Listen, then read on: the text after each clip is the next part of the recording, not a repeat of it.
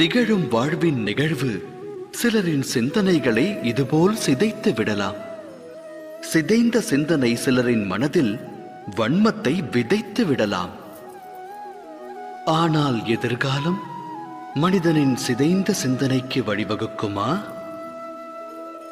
நடவாது. ஒருவன் உயர்ந்த ஓர் மலை சிகரத்தின் அடியில் நின்று அதன் உச்சியை அடைய முடியும் என்று நினைப்பதால் மட்டும் அவன் மன எண்ணம் நிறைவேறுமா? இயலாது. முயற்சி வேண்டும்.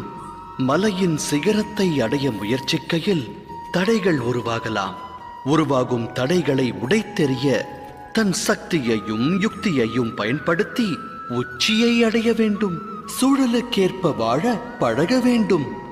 வன்மம் அவன் மனதில் விருட்சமாக எழுந்தால்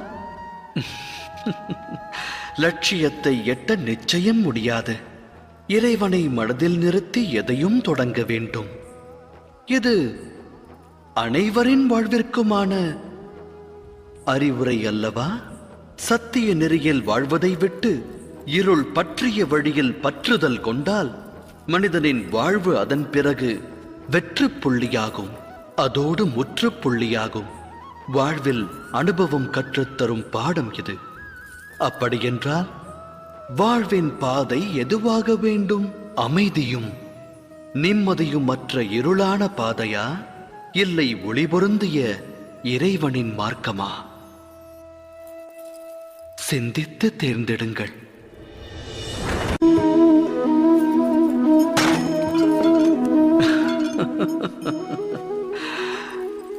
நிகழும் வாழ்வின் நிகழ்வு சிலரின் சிந்தனைகளை இதுபோல் சிதைத்து விடலாம். சிதைந்த சிந்தனை சிலரின் மனதில் வன்மத்தை விதைத்து விடலாம். ஆனால் எதிர்காலம் மனிதனின் சிதைந்த சிந்தனைக்கு வழிவகுக்குமா? நடவாது. ஒருவன் உயர்ந்த ஓர் மலை சிகரத்தின் அடியில் நின்று அதன் உச்சியை அடைய